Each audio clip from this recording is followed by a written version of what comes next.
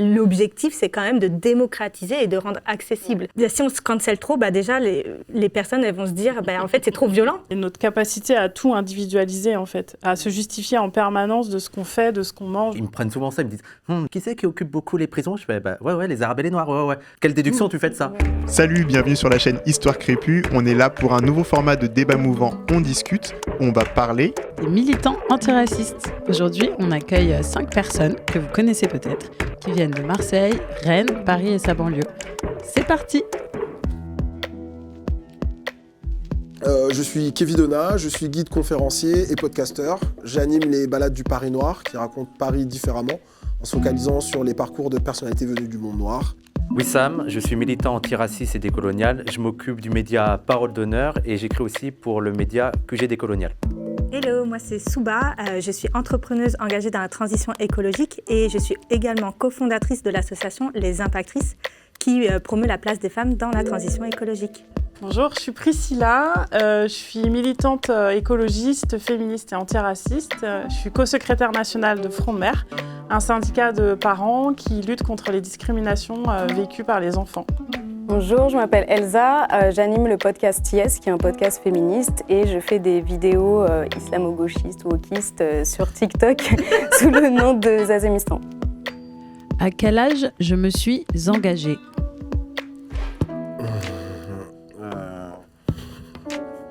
Ça marche les demi ou pas? Ouais, d'accord. Vous mettez où vous voulez. J'ai quel âge moi? Oui, ok. J'exagère un peu, mais en gros, quand j'avais 8 ans, des fois je faisais des tracts que je voulais aller distribuer au marché sur toutes les injustices que je voyais. Mais après, la réalité de l'engagement, c'est venu plus dans la vingtaine, je pense. Tes parents sont militants ou Ouais, mais oui, ils m'emmenaient en manif à 2-3 ans, je pense déjà. Parce que faire des tracts à 8 ans, Oui. Je savais même pas si c'était des tracts, moi. Donc, Oui, clairement. D'accord. Mais c'est vrai que moi, j'ai pris l'âge où je me suis engagé dans une association, dans un parti politique. Après, c'est le MJS, donc j'ai un peu honte. C'est le mouvement des jeunes du Parti socialiste. Voilà, ça fait partie de mon passé sombre. Mais c'est quand j'avais 16 ans au lycée où vraiment j'avais cette idée-là. Il faut que je m'engage dans un parti pour que ce soit efficace l'activité, quoi. J'avais 16 ans quand j'ai fait mon premier engagement, c'était ma première manif contre le Front National. Et je me suis pris une petite claque quand même. En fait, je me suis pris une petite claque parce que je pensais pas qu'il allait y avoir autant de monde. Mais après, c'était un peu gentillet, quoi. Les lycéens, voilà, on y va ensemble. Mais j'aurais aimé qu'on fasse un peu plus. Mais c'était déjà une première expérience, quoi. Je me suis toujours intéressé à des choses politiques, mais quand je pensais à engagement, je pensais à des choses que je disais moi-même. Et ouais, ça arrivait peut-être un peu plus tard, je pense dans la fin de la vingtaine. Ça arrivait à travers mon activité professionnelle de guide. Et même en y arrivant, je me disais pas « je fais un truc militant ». Et par contre, le regard que les gens portaient sur mon travail, c'était directement « c'est militant ». Moi, c'était à 20 ans. J'étais en école de commerce, je venais de ZEP, etc. Donc, je comprenais pas pourquoi c'était tout monochrome en face. Quelques semaines après la rentrée, on a fait un case studies et chaque groupe de 5 élèves représentait une entreprise. On devait du coup avoir le meilleur chiffre d'affaires. Et en face de nous, il y avait une grosse map monde. Ils étaient là en train de dire alors on va les fabriquer là-bas, donc en Inde, prendre les petites pièces détachées en Philippines pour le mettre aux États-Unis pour après le recyclage. On n'en parle même pas. Et en fait, moi, j'étais sidérée pendant les 2 heures de classe. Je fais, mais qu'est-ce qui se passe? Mais je n'ai pas signé pour ça. Heureusement, quelques semaines encore après, on a eu un stage où on a appris ce que c'était, du coup, la RSE. En tout cas, à l'époque, ça ne s'appelait pas la RSE, mais l'environnement en entreprise. Et je me suis dit, j'ai fait une école de commerce, mais quand même, je vais m'engager pour quelque chose, mettre mon cerveau, mes compétences sur quelque chose qui a du sens. Mais c'est vrai que la question, en fait, elle est difficile sur engager parce que ça fait un peu CV. Oui. Genre, il faut dater à quel âge on s'est engagé alors que... en fait, comme tu as dit, c'est aussi la question de qu'est-ce que c'est l'engagement. Et aussi, c'est le résultat de tout un processus. Toi, c'est pas genre, moi, à 16 ans, avant, j'étais pas politisé, j'avais rien. Et paf, d'un coup, je me suis engagé. À quel âge tu as douté de l'universalisme républicain? Oh les gars. Attends. Oui, je me mets derrière toi. Je sais. Quand j'étais au collège, donc moi, j'étais un peu dans un truc, un ZEP. Mais moi, c'était à Saint-Étienne, donc c'était en même temps, il y avait beaucoup d'Arabes et aussi pas mal de Blancs. Les Arabes et les Noirs, on était dans les mêmes classes. Il y avait des classes spécifiques où il y avait majoritairement des Blancs et c'était toujours les bons élèves, quoi. À l'époque, on disait les Français, on disait pas les Blancs et tout. Et c'est il n'y a pas longtemps que j'ai appris qu'en fait, il y avait des stratégies de la part de parents, notamment de les inscrire dans les classes d'allemand. On allait mettre les mêmes élèves turbulents dans une seule classe. Comme ça, cette classe, c'est un peu la classe des barras. Et on allait épargner un peu les autres classes. Moi, je pense que j'ai pas eu la même expérience parce que je suis né, j'ai grandi en Martinique. Il y a des inégalités, il y a des choses qui se passent aussi sur la couleur de peau, mais c'est moins flagrant. Et donc le discours justement d'universalisme républicain, ce discours-là, il est presque adapté en fait à l'outre-mer où on nous dit un peu que on est des Français par choix politique et que c'est comme ça et que c'est super. Et puis en vivant ici depuis maintenant presque 20 ans, il y a plein de choses que je remets en cause, mais c'est pas arrivé comme ça en une seule fois. C'est plein de trucs où en fait je me rends compte qu'il y a de la poudre aux yeux et des trucs comme ça. Donc en fait, ce qui m'intéresse, c'est sur la situation, vu que tu as grandi en Martinique. Voilà. Je me disais que là-bas, on constate le traitement inégalitaire et qu'on voit encore maintenant, que ce soit dans l'accès aux soins, dans le prix et tout. Sur un truc très précis et très symbolique dont tu as parlé, c'est l'école, c'est l'orientation scolaire. C'est moins flagrant. Et justement, avec mes amis qui sont guadeloupéens, martiniquais, guyanais, qui comme moi ont grandi là-bas et qui sont venus ici, on se dit qu'une des chances qu'on a eues, c'est justement de ne pas avoir fait l'école ici et de ne pas avoir été orienté comme on oriente les jeunes hommes noirs en fin de collège dans les villes françaises. Donc voilà. Moi, il y a eu des micro-ruptures où vraiment je me suis dit, ok, là, ça va pas du tout. Il y a vraiment des inégalités très fortes. J'en raconte deux quand même, mais la première expérience, ça devait être en terminale de mémoire. Mon prof de sport, on allait à la piscine et devant toute la classe, il m'a dit, t'as pas peur de t'éteindre dans l'eau? Donc ça m'a marqué toute ma vie. Et j'ai vu toute la classe rire en fait, et aucune solidarité, mais vraiment aucune. Et le deuxième, je te rejoins sur, on part aux Antilles, en Martinique en l'occurrence, mais moi le scandale du chlordécone, ça a vraiment été aussi une grosse fracture. Et là vraiment, je me suis dit, ok, l'universalisme républicain, derrière sur la commode pour être poli quoi. Ça se voit quand même beaucoup, je pense qu'il y a des inégalités en France, mais je pense qu'il y a des moments qui m'ont marqué, notamment le 11 septembre et Charlie. Parce que dans le discours public, un peu ce truc de White Lives Matter, en fait, où quand les victimes sont blanches, directement, c'est une minute de silence. Enfin, je sais que le 11 septembre, j'étais au lycée à l'époque et j'étais là, mais on n'a pas fait de minute de silence pour les enfants afghans qui sont morts. Enfin, ça, c'était plus grave que tout le reste de ce qui se passe d'habitude. Et puis surtout une interprétation directe de c'est la guerre civilisationnelle, c'est contre... Ils nous en veulent, le monde, je sais pas, arabo-musulman, notre destruction et tout. Enfin, vraiment, on avait... En fait, c'est une série de micro-coupures et tout, mais peut-être qu'il y en a un où j'ai, pour le coup, mis le mot d'universalisme républicain. C'est sur un constat, c'était un peu l'éveil féministe qui est arrivé très tard dans ma vie. C'est le constat de se dire, mais c'est arrivé aussi tard parce que j'avais pas de rôle modèle qui parlait de féminisme, qui me ressemblait, qui était non blanche, quoi. C'est par constat, en fait, que je me suis dit, mais si j'avais eu une représentation autre, en fait, j'aurais pu avoir cet éveil-là bien avant. Il y a la droite, il y a les réactionnaires et tout qui ont beaucoup un discours en mode ils ont rompu avec la République, ils critiquent le modèle universaliste républicain, mais en fait, ils ne se rendent pas compte comment nous, on y croyait en fait. Et même nos parents, on veut dire, en plus c'était notre seul espoir, quoi. L'école, l'universalisme, tout le monde peut avoir sa chance. Ils ne se rendent pas compte en fait comment c'est de la promesse déçue qui nous a amené à être comme ça plutôt qu'on n'y a jamais cru, de la mauvaise volonté. Exactement. Moi, je parle souvent de contrat social et qui n'a pas été respecté. On coche toutes les cases, on dit ok, malgré les microagressions racistes à l'école, en fait, on fait notre truc parce qu'il y a cette promesse-là que, en fait, on peut, à travers l'école notamment, accéder aux droits les plus fondamentaux, d'avoir un travail, d'avoir un logement, sans avoir peur du nom, de la couleur de peau, etc. Pourtant, j'étais un peu un élève modèle, très calme, très gentil, très sage. Et donc, j'essayais vraiment de correspondre à tous les codes. Et malgré tout, je voyais que j'étais pas comme un élève lambda. Il y a souvent les gens qui vont mettre en avant les élèves turbulents, les élèves qui échouent, les élèves qui foutent le bordel en classe. Je leur dis, mais même quand on est sage, en fait, même quand on est gentil et tout, au final, il y a un traitement qui est différent, quoi. Je suis woke. Alors...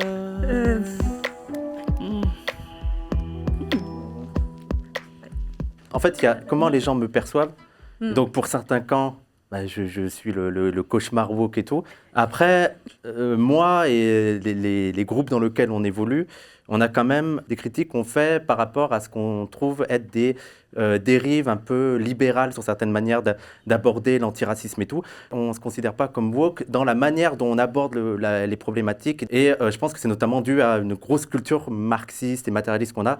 Récemment, il y a eu aux États-Unis, en gros, il y a un juge qui a été accusé d'être woke.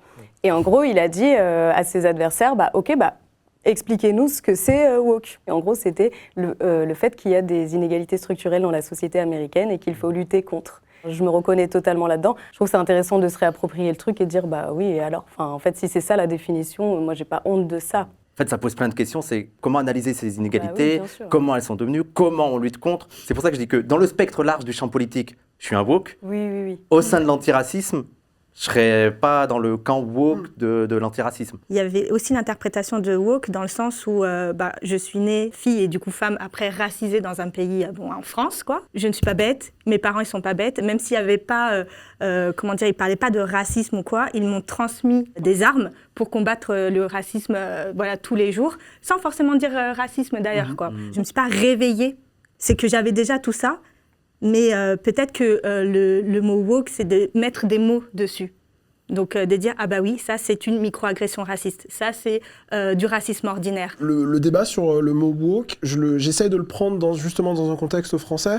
Ça a commencé avec islamo-gauchiste et là c'est woke depuis un an et quelques. Il y a une vraie hystérie sur ce mot-là. En disant que nous, en France, on est au-dessus de ces questions-là et qu'on n'a pas besoin... et que donc c'est de l'américanisation et de l'importation. Et en réalité, si le camp progressiste avait des médias visibles, puissants, etc., mais c'est pas le cas, en fait. La télévision, les informations en continu, etc., c'est CNews, c'est BFM, etc. On est tellement dans le camp de la minorité, etc., que le mot woke, même s'il a des moments où il m'a agacé, je m'en suis... en fait, c'est une façon d'assumer aussi et de dire que ces luttes des identités, elles sont légitimes, en fait, en France, qu'il y a plein de trucs qui sont pas finis et que je l'accepte, même si ça me définit pas parfaitement. Mais... En effet, c'est vraiment une réappropriation du mot, parce que c'est des outils médiatiques, quoi. Moi, je me situe vraiment au carrefour de ce que vous avez dit, franchement, sur le fait d'être hyper vigilant et de se méfier du mot, mais en même temps, envie de se le réapproprier. Ça me fait penser au mot queer aussi, qui a été vraiment considéré comme une insulte. Puis derrière le mot woke, il y a aussi le mot déconstruire. Donc voilà, je me suis mise là aussi parce que je pense qu'on a tous un truc à déconstruire et j'ai pas encore fini. Donc c'est pas un mot hyper confortable, mais en même temps, il n'y a pas eu d'autre invention pour l'instant pour expliquer un peu nos luttes aussi en termes d'éveil et de transmission surtout. Parce que c'est pas juste être réveillé, il y a eu un truc avant aussi qui s'est passé, quoi. Moi, je comprends tout à fait hybride, quoi. Le côté retournement du stigmate et c'est pour ça que face aux fachos qui me disent woke, je dirais que je suis woke, mais j'ai l'impression que parfois ça nous paralyse nous-mêmes, ces attaques, où ça nous empêche aussi parfois de faire ce qui était pourtant essentiel au sein des mouvements progressistes, c'est des autocritiques. Et en fait, on est un peu en mode défense à tout prix, et on croit que avoir des formes d'autocritique, ça va faire détruire toute la théorie, alors qu'au contraire, c'est comme ça que ça va permettre de l'affiner. Moi, je pense que c'est aussi intéressant de se demander pourquoi tout le discours anti-woke, il a de l'influence dans la société et notamment parmi les classes populaires. Ça veut pas dire, c'est pas parce que ça a de l'influence que c'est vrai, mais il faut aussi se questionner, parce que moi je vois dans ma famille, dans mes proches et tout, ils peuvent y croire à ce discours-là. Donc qu'est-ce qui fait que ces gens croient à ce discours et je pense qu'on ne le fait pas assez, ça. On ne le fait pas assez, qu'on ne se remet pas aussi assez en question. Et c'est aussi utile de voir les critiques des réactionnaires pour affiner, pour solidifier ce qu'on fait, quoi. Je vois ce que tu veux dire, mais je serais encore plus d'accord si on avait un paysage médiatique relativement équilibré. Or, l'autocritique qu'on devrait... est-ce que ça va trop loin? Est-ce que le politiquement correct, comme on disait à l'époque, ça va trop loin, etc. Ce serait vrai si... on était dans un environnement où c'était pas Cyril Hanouna et Pascal Praud qui menaient le débat médiatique en France. Et c'est dur dans cet environnement de dire ouais, effectivement, peut-être qu'on va trop loin quand ça déverse des paroles de haine en permanence à la télévision. C'est vrai que c'est dur dans la position minoritaire de pas écouter, pas représenter. On n'a pas d'amis milliardaires qui nous financent nos médias, etc. mais tu vois la distorsion que ça fait après dans le paysage. En fait. Et alors après, c'est vrai que si on se dit woke et qu'on est face à des proches qui n'ont pas accès ou qui ne s'intéressent pas ou qui ne comprennent pas, enfin tout un tas de raisons pour ne pas être au fait des dernières discussions sur, je sais pas, les campus, les machins, des trucs comme ça, de faire preuve de pédagogie, de patience, de bienveillance, de ne pas être méprisant, etc. Je suis complètement d'accord, mais c'est difficile de nous demander de faire l'autocritique que le camp d'en face ne fait même pas semblant de devoir faire. Oui, mais moi, j'attends pas des médias qui nous représentent parce que je n'ai pas confiance dans l'ordre actuel. je ne pense pas qu'il y aurait une situation dans laquelle les médias vont retransmettre notre discours. Et ce qu'il faut faire, c'est s'organiser nous-mêmes. Et c'est d'ailleurs ce qu'on fait tous ici. Ouais. Quand je dis l'autocritique, c'est pas seulement dire on a abusé, parce que en tant qu'antiraciste, mais même les mouvements de gauche, il y a eu un grand échec depuis les années 80, où on regarde juste le mouvement ouvrier, il n'y a plus personne, il n'y a plus rien, il n'y a plus de relais. Avant, ce qui permettait au mouvement ouvrier d'être fort, ce n'est pas que les médias retransmettaient le message des ouvriers. C'est qu'eux-mêmes étaient organisés et tout. Et donc là, ce n'est pas vraiment en mode responsabilité individuelle, mais que tous, collectivement, on se réinterroge sur quels sont les moyens plus efficaces pour s'adresser aux classes populaires. Et je pense que ce qu'on fait, ça fait partie de ce truc-là. Je pense qu'on n'analyse pas assez les échecs. Quand tu parles d'autocritique, c'est aussi de regarder en face les échecs en fait, des mouvements antiracistes et de regarder aussi les victoires et de les célébrer pour se donner un peu de force. Quoi. Mais d'avoir vraiment cette autocritique, là-dessus, je te rejoins. En fait, le terme woke, comme c'est les médias, comme c'est aussi une certaine classe qui en parle, en fait, ça intellectualise trop. Là, tu dis mes proches ou les tiens, mais pareil, les miens, ils pourraient avoir ce même discours parce que déjà, il y a un déséquilibre complètement abyssal entre les médias mainstream vraiment de droite et nous, où on essaye de se faire financer pour avoir un peu notre place, pour avoir des voix différentes, etc. Et le fait que c'est des termes qui intellectualisent trop des choses qui devraient être normalement accessibles à tous, puisqu'on parle de justice. Je suis contre toute forme de cancel culture. Alors, attends. Moi aussi. Débattre de ce que ça veut dire. Oui, parce que les deux peuvent se lire pareil. C'est ça. Non, je suis contre. Oui, je suis contre.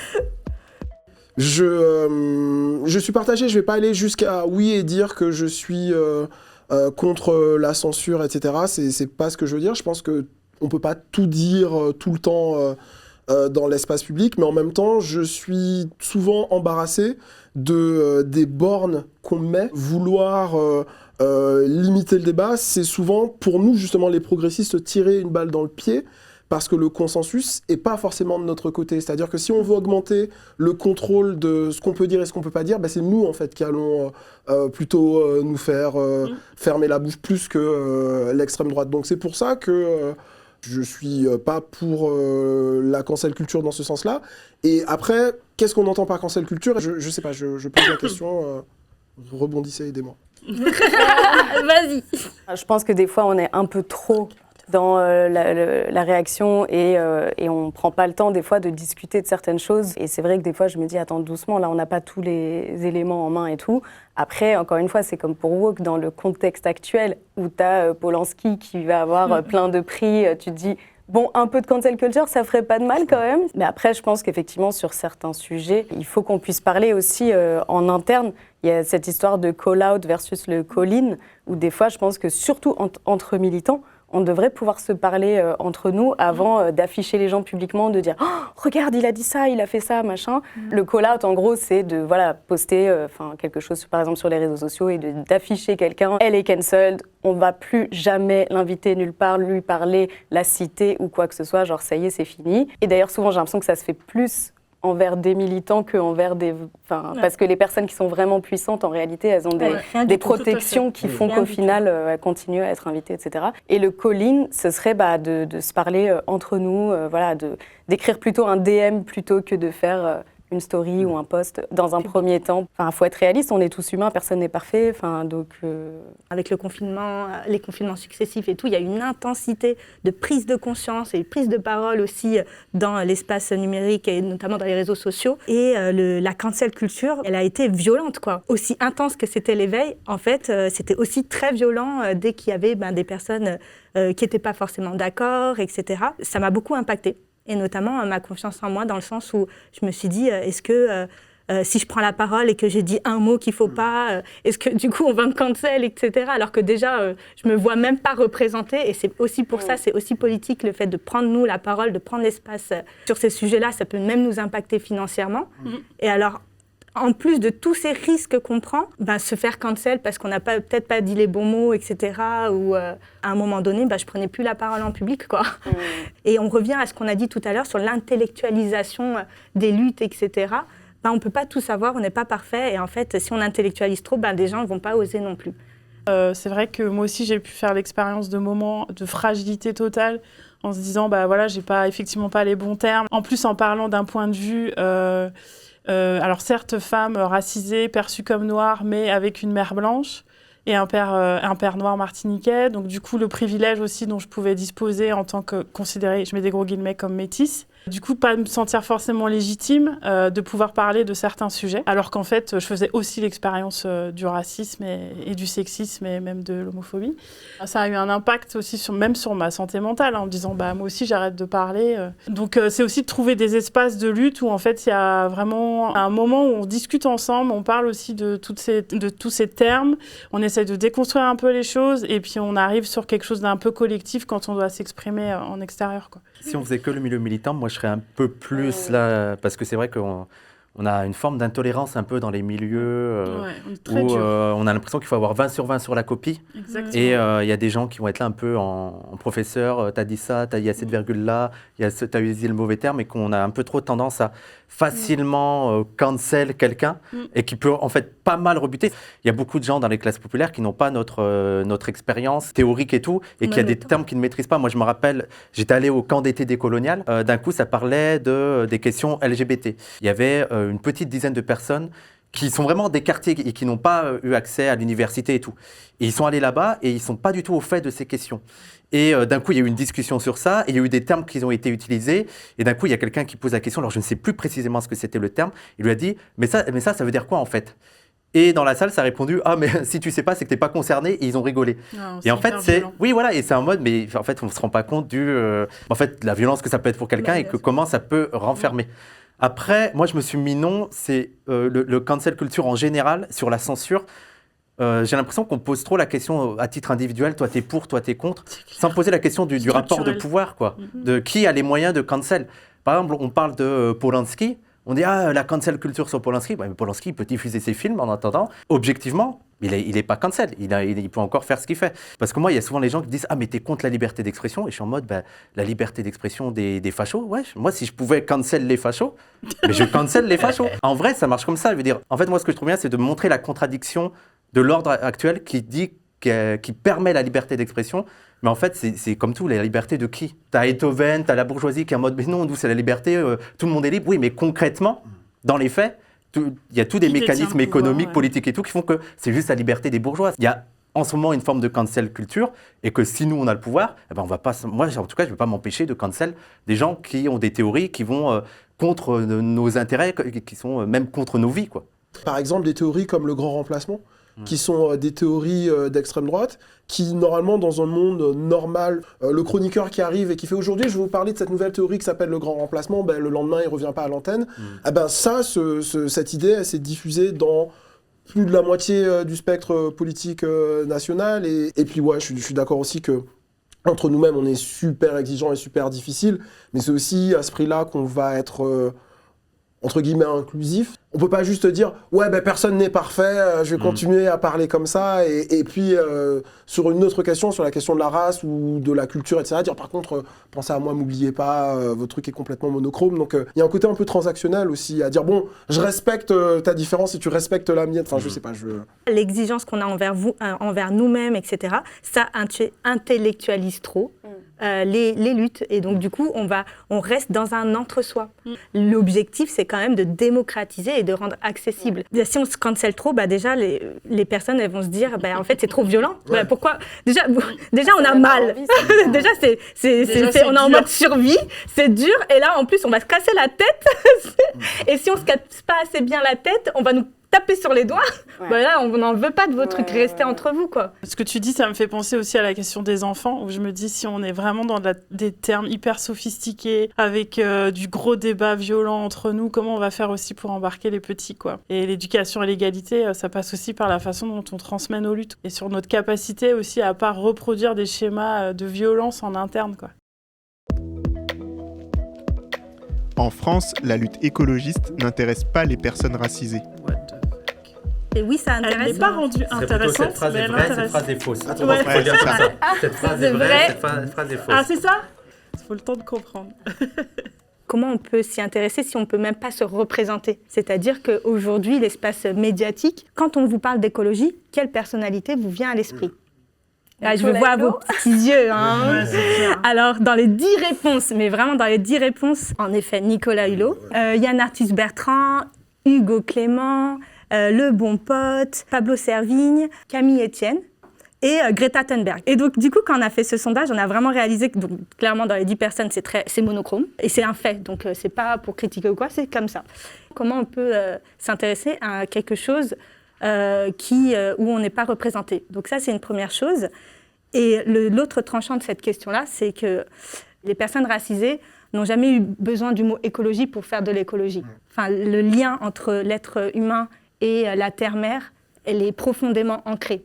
Dans beaucoup de nos cultures, par exemple, on était végétarien, voire vegan. Un dernier point, quand aussi il y a l'écologie un peu, on dit l'écologie du pauvre, on va dire.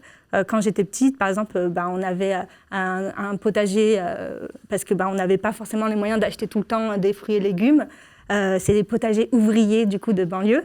Bon là, c'était pas classe. C'était pas hype, mais pourtant c'était bien de l'écologie qu'on faisait. C'est devenu hype, etc. Et puis on parle maintenant de permaculture, de faire pousser des tomates cerises dans son balcon parisien. Et là, c'est de l'écologie, quoi. Alors si on parle un peu d'écologie populaire, moi je constate quand même qu'il y a quand même un paquet de personnes racisées qui s'investissent sur le sujet. Je reparle encore de la Martinique, mais si on pense par exemple au Jardin Créole, qui a quand même été un héritage en mode stratégie de survie depuis le système plantationnaire. Donc pour moi, c'est un exemple phare que cette lutte écologiste, elle existe, elle n'est peut-être pas conscientisée ou formalisée. Aussi sur les personnes qui peuvent être inspirantes, racisées dans la lutte, il y en a de plus en plus médiatisées. Je pense à Malcolm Ferdinand, par exemple. Je pense aussi à Fatima Wassac, également aussi à Verdragon, la première maison de l'écologie populaire qui est quand même dans le 93. Donc voilà, il y a plein de choses existantes. Après, c'est encore une fois toujours la question de la visibilité. Lutter pour l'écologie, ça veut dire aussi lutter pour la justice sociale, parce qu'en fait, si on dissocie les deux, on va droit dans le mur.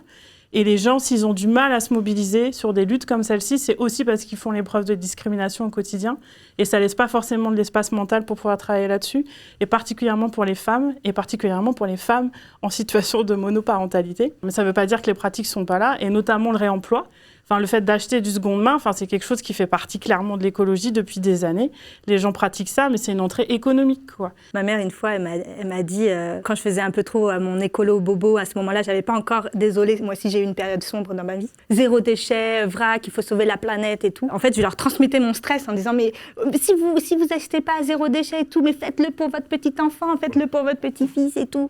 Ça a duré 2 week-ends, hein. Mon père, un jour, il m'a fait une claque mentale. Il a dit, écoute, Souba, tu vas te calmer tout de suite. Ça coûte cher, ou on va faire du vrac. Et c'est surtout, tout ça, on le fait déjà. C'est lui qui m'a dit, on n'a pas eu besoin du mot écologie pour faire de l'écologie. Ma mère, elle sort de la cuisine, elle me dit, mais tu sais, par exemple, là, les boîtes de glace Häagen-Dazs, tu sais très bien que je l'utilise en sachet de congélation, etc. En fait, attends, je réfléchis. Mais c'est moi qui ai inventé le upcycling. C'est justement pour ça que moi, je suis plutôt en mode que la phrase est juste, parce que je prends vraiment les mouvements écolos, ils sont principalement blancs.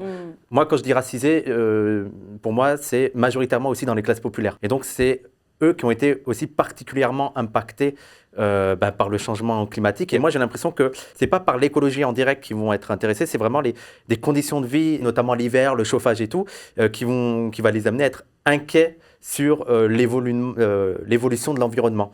Pour autant, ils ne vont pas s'engager dans la lutte écologiste, mais ils ne vont pas non plus s'engager beaucoup dans les luttes antiracistes. En fait, il ne faut pas se mentir, dans les luttes, c'est surtout un peu des transfuges de classe. Voilà, il y a une sociologie. Les classes populaires, elles ne sont pas beaucoup dans les mouvements écolos. Ça va plutôt passer par des questions un peu économiques. Et justement, les gestes écolos, en fait, c'est souvent des gestes de pauvres, quoi. C'est souvent ça. Je regarde ma mère, maintenant, elle fait des steaks véganes. Mais parce qu'elle m'a dit, je lui dis, ah bon, mais elle m'a dit, non, la viande c'est trop cher, j'ai regardé des trucs pas chers et on m'a mis haricots et tout. Non, mais l'entrée, elle est économique. Oui, voilà, c'est ça, l'entrée économique. C'est aussi une question de santé publique, parce que là, je reviens encore sur le chlordécone. Les gens se sont mobilisés aussi parce que ça allait impacter individuellement, leur famille, mais aussi structurellement, et ça renvoie tout un système, en fait. Mais on l'a vu pour le Covid, hein. Dès qu'il y a une crise, qui prend cher en premier ? Il faut savoir que la canicule en 2003, en fait, le taux de mortalité dans le 93, cette année-là, elle était de 160% supérieure à la moyenne. Donc, en fait, c'est les premières personnes concernées, les plus impactées, en fait, qui sont déjà engagées. Elles sont les moins représentées, en fait, dans les espaces qui sont leaders et qui parlent d'écologie. Mais parce qu'on a une vision aussi de l'écologie qui est très partisane, en fait. C'est les partis politiques, en fait. Il faut sortir des partis, en fait. Ouais. Vraiment. Et en tant qu'élu et tout ça, j'ai vu à quel point aussi, au sein du parti, c'est épuisant de faire la pédagogie. Et en fait, je préfère mettre, moi, mon énergie à ne pas du tout être encartée et être sur le terrain. Et oui, ça va de faire une soupe avec des gamins suite à une visite d'une ferme bio dans un quartier populaire à Maurepas, jusqu'à faire des choses beaucoup plus de l'ordre du plaidoyer et de leur renverser la table, etc. Enfin, dans la mesure du possible. Il y a les réacs qui nous disent souvent « Ah, mais vous voyez la race partout, pour vous, tout est raciste et tout. » Et ils ne se rendent pas compte que oui, à quel point oui. Et même, en fait, on n'a pas choisi le lundi d'être non, noir, mais le mardi d'être femme, le mercredi d'être écolo, mais c'est ça, ou mais le jeudi d'être, je sais pas, queer, quoi. Enfin, oui. Et en fait, on le voit avec les quartiers où tout est bétonné, où il n'y a pas d'espace d'ombre, et alors que dans les quartiers riches, dans les quartiers blancs, c'est vert, il y a des arbres, et donc ça joue pour la canicule. Donc oui, vraiment, là, il y a des injustices raciales.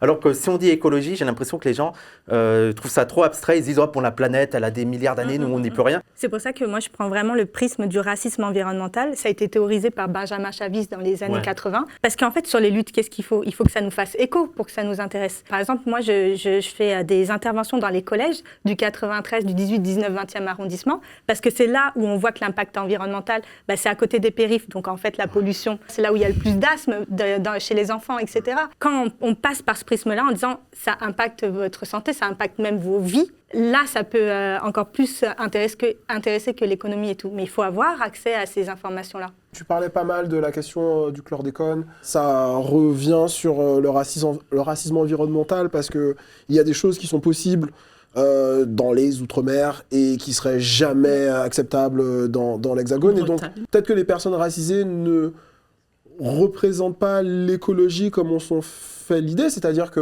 c'est pas eux que vous allez forcément voir au Naturalia, mais par contre elles sont concernées.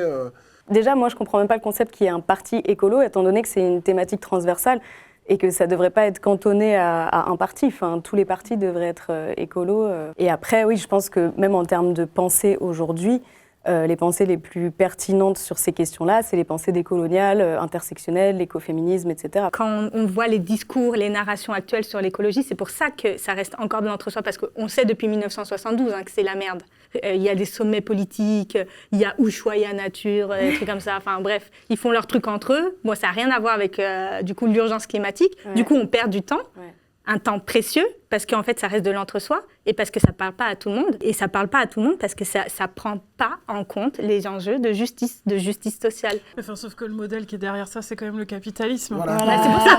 C'est pour ça. C'est pour ça que dire que l'écologie, ça doit forcément être lié à la justice sociale. Aussi, d'une certaine façon, c'est condamner l'écologie à être dans la minorité, parce que les partis qui remportent les élections, ils veulent bien mettre un petit peu d'écologie, mais par contre, si vous leur dites c'est écologie et justice sociale, ils vont faire ah ben non, vous êtes des terroristes, la justice sociale. Le mot d'ordre qu'essaye de mettre en avant beaucoup d'organisations à gauche, à l'extrême gauche, c'est que l'écologie en elle-même, ça veut rien dire. C'est l'écologie. Oui, voilà. C'est qu'avec la lutte des classes, c'est qu'avec ces luttes-là, en fait, il y a tout à repenser. C'est pas juste, je vais économiser un peu l'eau, je vais prendre des douches plus courtes. Donc tu n'auras pas le MEDEF avec toi, quoi. Ah mais je ne veux pas le MEDEF avec moi. Mais moi, je pense qu'il faut assumer l'antagonisme. Mais voilà, c'est ça. Assumer le fait que c'est pour ça que on peut pas en même temps dire l'écologie, ça doit être de la justice sociale, et l'écologie, il faut que ça englobe tout le monde. Dans ce cas-là, il y a. Non, mais on va apprendre au MEDEF à être écolo. Non, je rigole, on va les faire disparaître. Mais oui, pour moi, il y a un antagonisme. Je veux dire, il y a des gens qui n'ont pas intérêt à ce que les choses changent. Et donc, il faudra leur dire, je suis désolé les gros, mais il va falloir changer, quoi.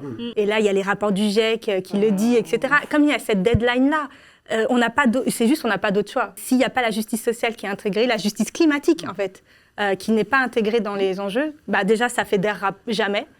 Et ça parlera pas, quoi. Et du coup, c'est tout dans leur intérêt que les choses restent cadenassées par un certain type de personnes, les COP, etc. Enfin, c'est toujours des grands mecs blancs qui prennent les grandes décisions stratégiques. Et puis, sur le terrain, c'est aussi aux femmes, je le répète encore, mais de porter la charge environnementale, quoi. Par des éco-gestes, faire son petit shampoing, machin, dentifrice, les couches lavables. Quand on met le prisme environnemental avec le prisme du genre, dès qu'il s'agit de faire les courses en vrac, les gestes et tout ça, c'est les femmes. Mais dès qu'il s'agit de prendre la parole en public, qu'est-ce que dit le sondage ? C'est dès qu'il s'agit d'être directeur RSE dans un grand groupe, alors que moi, en 2006, il n'y avait que des meufs. Mais dès que c'est devenu stratégique, Je participe à des formes de gentrification. Alors, Ah Oui, allez, hop. On dirait que tu danses derrière moi. Oui. Moi, je suis une grosse gentrificatrice de Marseille, donc j'assume.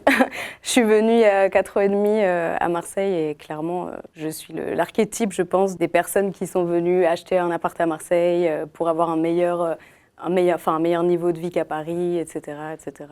Parce que Paris, en fait, c'est tellement cher que j'avais aucun espoir, en fait, même d'avoir autre chose qu'une chambre de bonne, en fait.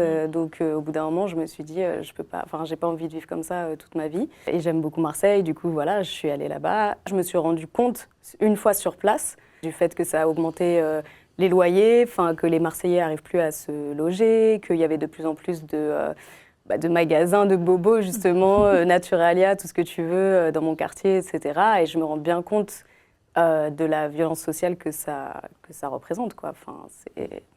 Tu culpabilises à titre personnel ou...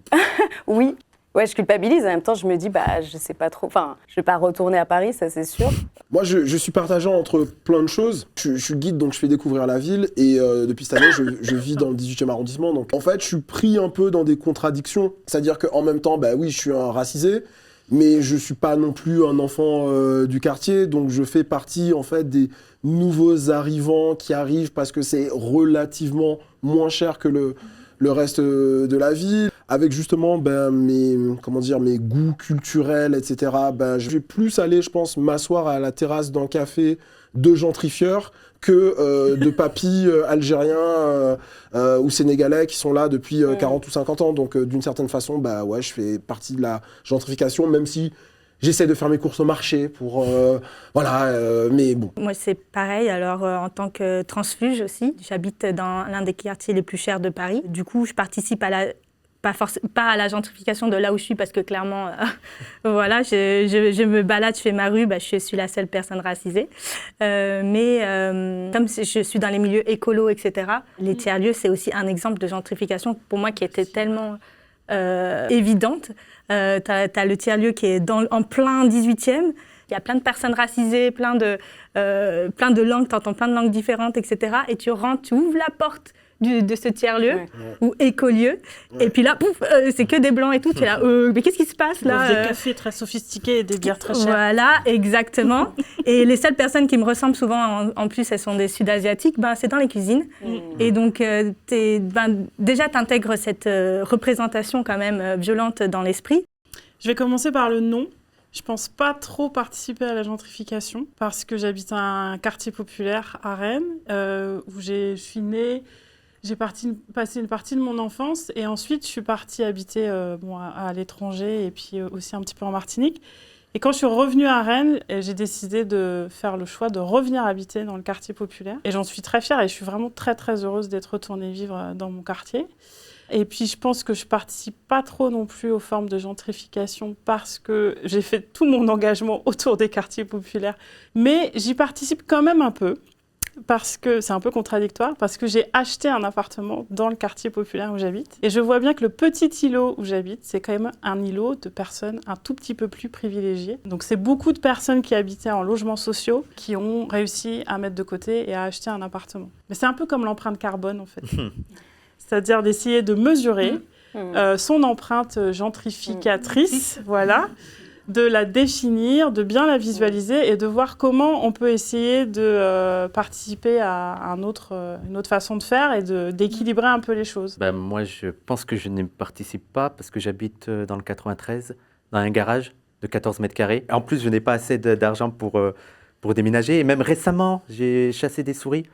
Ceux qui me suivent sur Twitch ont pu voir mes péripéties. Ce qui me dérange dans ce genre de questions, c'est qu'on a tendance après à aller dans les introspections personnelles et ça participe à la culpabilisation. Et c'est pas parce que je gentrifie pas, que j'habite à Drancy, que je suis meilleur, que je suis plus progressiste, que je suis plus militant que quelqu'un qui peut habiter ailleurs, qui peut habiter dans Paris et tout. Et moi, je pense qu'on a un peu trop tendance à voir individuellement les actions qu'on fait, mais les choix de vie et tout. Et ça amène ce truc d'intolérance et de vraiment surveiller ce que chacun fait, plutôt que de voir un peu les actes. Moi, il y a des personnes qui sont assez bourgeoises et tout, et qui ont eu un impact incroyable. Parce que c'est beaucoup l'argument utilisé par les droitards de mettre sur notre vous êtes hypocrite, t'es de gauche, tu manges de la viande, t'es de gauche, tu achètes une télé. Et en fait, en gros, on ne doit pas se faire plaisir. Je trouve que ça mène aussi une forme de dépression, de déprime, à essayer de culpabiliser, à se dire « Ah merde, je fais mal ci, je fais mal ça », alors que je pense qu'on gagnerait à se dire « C'est pas grave », veut dire l'important c'est ce que je fais politiquement dans les actions. Après, à titre individuel, faut qu'on respire, quoi. Qu'on soit dans la joie, quoi. Militante, quoi. Sinon, on va déprimer. On va décompresser aussi. Je dis ça en ayant un logement de merde. Hein. Exactement. J'étais en train de réfléchir quand tu disais ça en même temps dans ma tête, me demander est-ce qu'il y a une chaîne YouTube d'extrême droite avec un panel de gens qui doivent, tu sais, dire leur trahison de est-ce que j'ai mangé un kebab, des trucs comme ça, tu vois, ce serait quoi l'équivalence? Parce qu'il n'y a pas cette espèce d'introspection. Philippot et le couscous. Oui, mais j'ai l'impression que cette espèce d'introspection qu'on a, nous, dans nos trucs, on essaye de se déconstruire, etc. C'est pour ça et ça sera toujours déséquilibré comme ça, entre eux et les personnes qui veulent faire bouger les choses, qui veulent changer le monde. Je trouve qu'il a raison sur le fait de dire, enfin, on le dit depuis le début, tout à l'heure, mais notre capacité à tout individualiser, en fait, à se justifier en permanence de ce qu'on fait, de ce qu'on mange, alors qu'on est face à un système qui est quand même hyper oppressant et costaud, et qu'en fait, on se divise les uns les autres, en fait, et qu'on devrait être davantage dans des alliances. Et je parle pas de convergence des luttes, mais bien d'alliances. Justement, cette individualisation et cette focalisation sur les pratiques et tout, ça mène à un paradoxe où on peut avoir quelqu'un qui est engagé à fond dans les luttes, à gauche et tout, et dès qu'il va avoir un faux pas et tout, il va être critiqué, il va être cancel en mode « Ah, c'est scandaleux !» Alors qu'en même temps, quelqu'un de respectable, de très très bien, mais qui agit politiquement dans des politiques réactionnaires, il passe crête, tu vois, il n'y a pas de souci et tout. Parce qu'on n'attend pas ça de lui. Oui. C'est pour ça que moi, quand on me dit que je suis un bourgeois et tout, d'habitude, je réponds pas. Je dis oui, d'accord, je suis un bourgeois. Maintenant, on va parler de politique, voilà ce qu'il faut faire. Voilà. Pour aller au-delà de la culpabilité, moi, ce que je fais, c'est OK, j'ai des privilèges aujourd'hui, je suis transfuge, donc je les ai acquis, mais je suis consciente de ces privilèges. Comment je fais pour les prêter, en fait? C'est de laisser mon appart. En fait, mon appart, il est libre pour s'organiser et faire des actions et tout, parce que de toute façon, il n'y a personne dedans toute la journée. Et donc, en fait, c'est le QG de plein d'assauts. Transformer cette culpabilité en action. Et puis, elle va rien produire, la culpabilité. Oui, ça me fait penser ralentir. À la phrase de Coluche qu'il avait dit « Je ne suis pas un riche, je suis un ancien pauvre ». Au fond, non, mais elle est très vraie, cette phrase, parce que quand on regarde les trajectoires des gens qui ont connu une ascension, alors ce n'est pas le cas de tout le monde, mais tendanciellement, il y a quand même une attache au truc d'origine et tu as quand même des gens qui vont aider leur communauté. Moi, quand on me dit « Ah, mais lui, il a réussi et tout », c'est quelqu'un qui vient du bas, je suis en mode « Alhamdoulilah », tu vois. Comme dit PNL, j'aime voir la misère s'élever. Il faut que nous, on arrive à conserver le lien, à faire en sorte qu'il reste quand même parmi nous dans ses intérêts. Parce que c'est vrai que aussi tes intérêts politiques sont liés à tes conditions de vie. Et donc, c'est un travail à faire là-dessus. Sauf que, tu vois, tout à l'heure, tu parlais des tiers-lieux. Mais je me dis comment on se mobilise et on s'auto-organise aussi pour proposer d'autres formes de lieux, en fait. Ou même d'avoir des vraies discussions de fond politique avec les gens qui mettent en place des tiers-lieux. Moi, je passe mon temps, mais vraiment, je m'épuise, c'est fatigant, d'essayer d'expliquer, mais attendez, les gars, vous vous installez dans des quartiers dits politiques de la ville, des quartiers prioritaires, qui vous permettent d'avoir accès à des subventions public, parce que vous implantez dans ces quartiers-là, mais à aucun moment vous avez eu des formations sur l'égalité, sur la lutte contre les discriminations, rien du tout, quoi. Et où se situent les gens? Et ce que tu disais tout à l'heure, c'est-à-dire que les habitants des quartiers vont se situer alors en cuisine, mais moi ce qui m'intéresserait, c'est de voir vraiment où sont les habitants à tous les étages, en tant qu'usagers du lieu, en tant que bénévoles, en tant que salariés permanents, et pas que salariés en insertion, et aussi dans les conseils d'administration de ces tiers-lieux-là, en fait. Et du coup, là-dessus, je trouve qu'on laisse trop faire. On n'est pas assez rentre-dedans là-dessus, on n'interroge pas assez ces modèles-là, alors que ça participe grandement à la gentrification, en fait, quoi. En fait, c'est vrai qu'il y a un truc qui est assez... On se surculpabilise pour des choses, alors que la question du patrimoine, de qui a accès à quoi, d'héritage, de trucs comme ça... si tu atterris dans tel arrondissement plutôt qu'un autre, c'est en général même pas un choix de gros gentrifieurs et des bobos qui sont entre guillemets pointés du doigt. En vrai, c'est surtout quelqu'un qui peut pas se loger dans l'ouest parisien, dans le cœur de Paris, dans n'importe quel... Enfin voilà. Je suis bobo, en fait, de là où je suis. Et c'est pour ça que je me permets de clasher les bobos. Ce que par contre, je ne cautionne pas, c'est l'hypocrisie. Donc les Parisiens, bah oui, ça coûte de plus en plus cher. faire, hein, on est d'accord. Et donc, en fait, ce qu'ils font, ils vont dans le 93. Eux qui n'ont jamais mis les pieds dans le 93. Et en fait, ce qu'ils vont se dire, ah mais oui, pour que mes enfants, en fait, il y a plus de diversité, comme ça, ils seront plus ouverts d'esprit et tout. C'est ça que je ne cautionne pas. C'est-à-dire, je fais, non, c'est pas vrai. C'est juste parce que tu n'as pas les moyens d'être à Paris, donc tu vas là-bas. Il faut assumer. Hein. Ils vont les mettre en allemand. Ou latin. C'est quand tu es conscient, ça change aussi beaucoup de choses. Quand tu es woke, tu veux dire?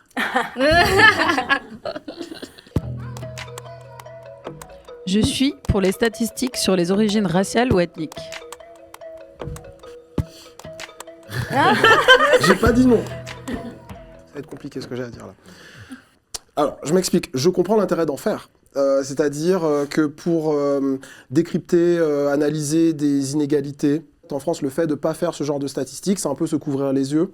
Et en même temps, je pense qu'il y a des avantages à ce que les gens ne se mettent pas eux-mêmes dans une catégorie raciale ou ethnique. Mais de un, les gens ne seraient pas forcément capables de faire des catégories cohérente entre ce que les gens perçoivent, je suis métisse de ceci, de cela. Et puis, je pense que si on veut vraiment s'attaquer à ce genre d'inégalité, il faudrait peut-être plus demander aux gens l'origine de leurs parents, voire de leurs grands-parents, et pas l'origine forcément raciale, est-ce que ton grand-père était noir, etc., mais quel était le statut juridique de tes grands-parents. Est-ce que vos grands-parents sont nés comme des citoyens français ou est-ce qu'ils sont nés comme des indigènes de l'Empire colonial? On s'en fout de la couleur de peau, mais s'ils sont nés comme des indigènes de l'Empire colonial, vous avez peut-être droit à la discrimination positive. Mais juste dire aux gens, si vous êtes noir, vous avez droit à ceci ou à cela, déjà en France, comme on est nul en race, on est très très mauvais à ce jeu-là, à faire des catégories raciales, etc., ce serait juste, à mon avis, la foire.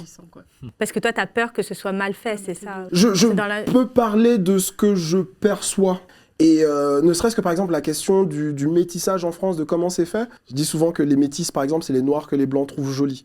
Donc comment on inclut tellement de subjectivité dans la définition des gens que si on faisait des catégories, je pense que ce serait un peu le gros bordel. C'est déjà beaucoup réfléchi, notamment au sein de l'INED avec Patrick Simon. Moi, je trouve qu'il y a une hypocrisie parce qu'il y a tout un discours pseudo-universaliste en mode « Ah, mais si on fait des statistiques, ça va amener les gens à se catégoriser racialement et tout. » Sauf que c'est pas ça qui va amener. Je veux dire, on a déjà une vision raciale du monde. On est déjà traité en tant qu'arabe, en tant que blanc, en tant que noir.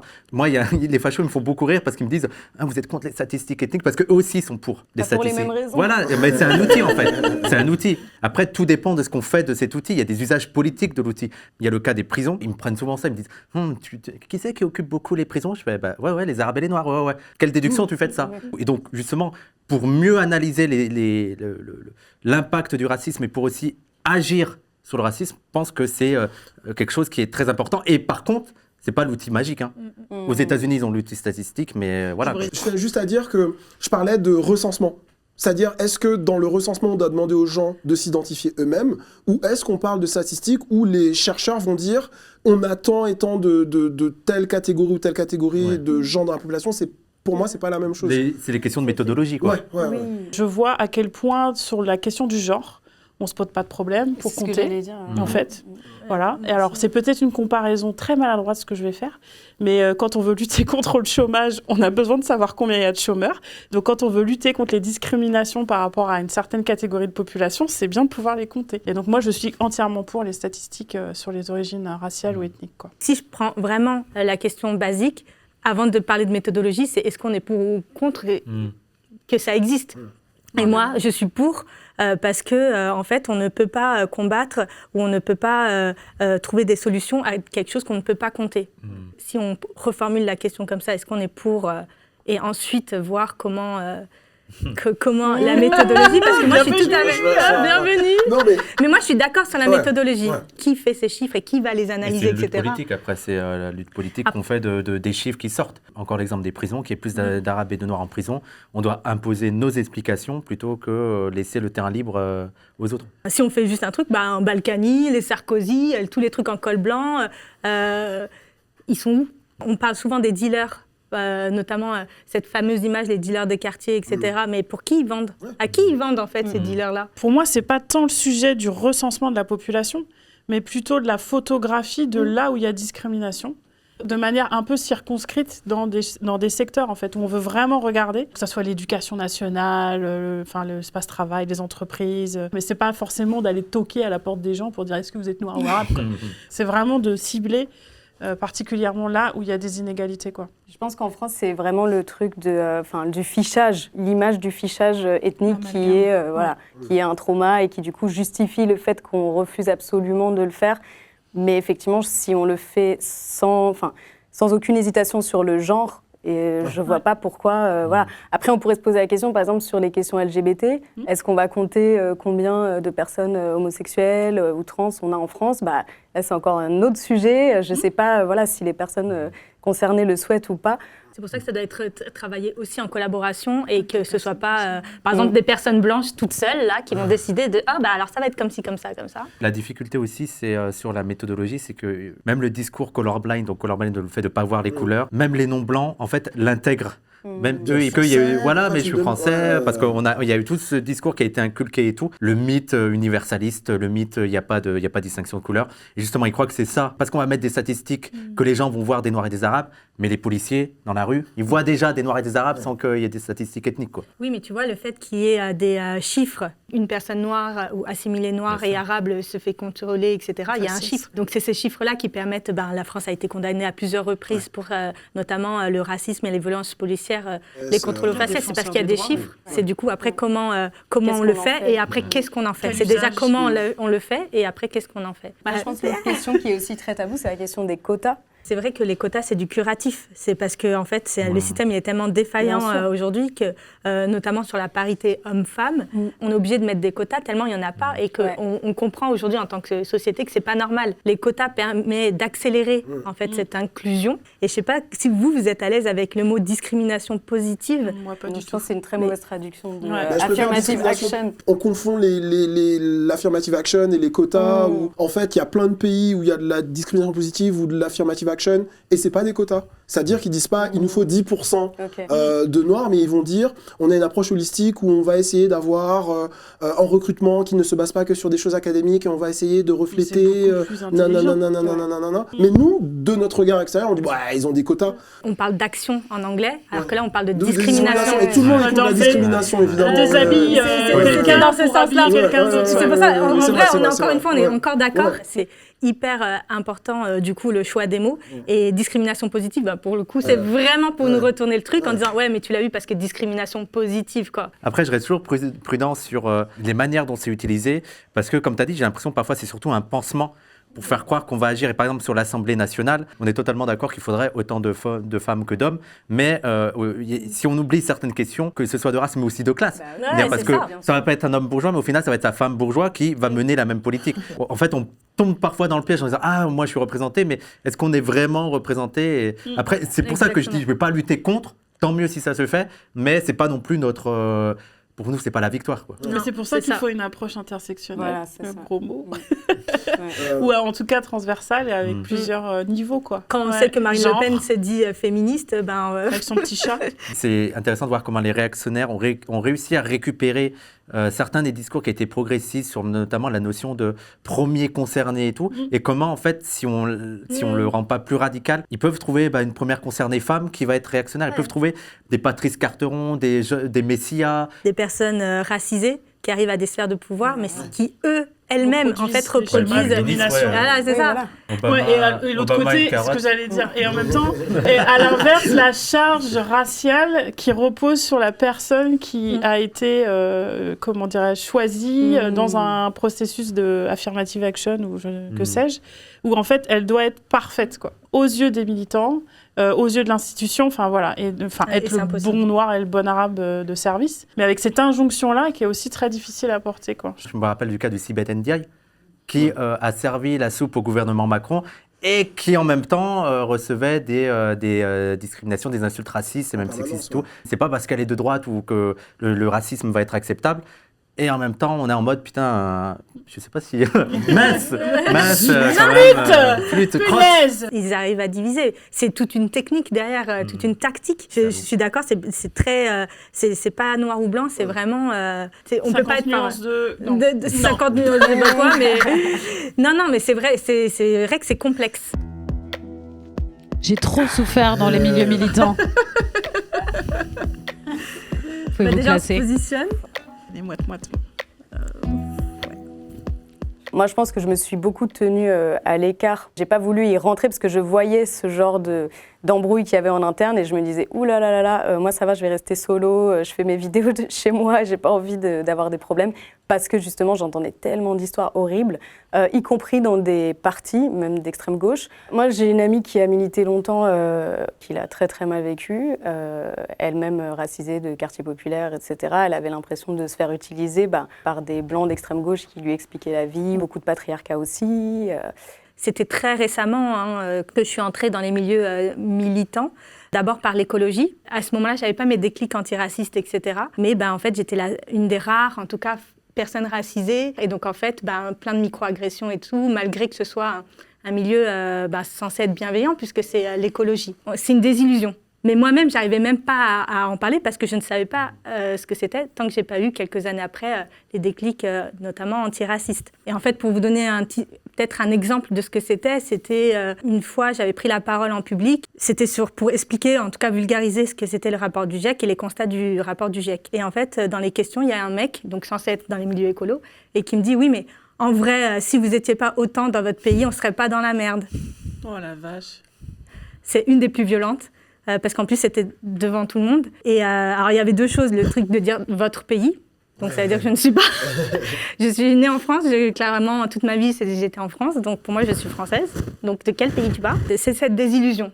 Et ensuite, une fois qu'il y a eu les déclics antiracistes, etc., en effet, je me suis rapprochée et même j'ai co-créé plusieurs groupes militants antiracistes et voire décoloniaux. Et en fait, moi, je ne regretterai jamais toutes ces années-là parce que ça m'a accéléré ma prise de conscience, accéléré mon émancipation et ma déconstruction.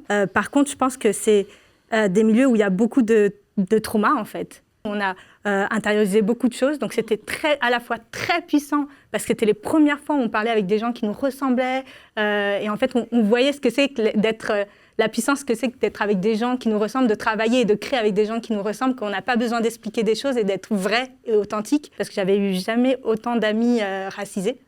Mais à la fois, en fait, c'est quand même un groupe avec nos traumas internes, etc. Et ça peut, engendrer beaucoup de souffrance aussi. Ouais. Alors, je me suis située là parce que, en fait, ça va de mieux en mieux et vraiment dans la joie, quoi. Donc, je pourrais presque être là. Par contre, c'est vrai que je suis passée par une expérience très difficile en début de militantisme où j'étais dans une asso à Rennes, qui était une association d'étudiants ultramarins. Tu connais?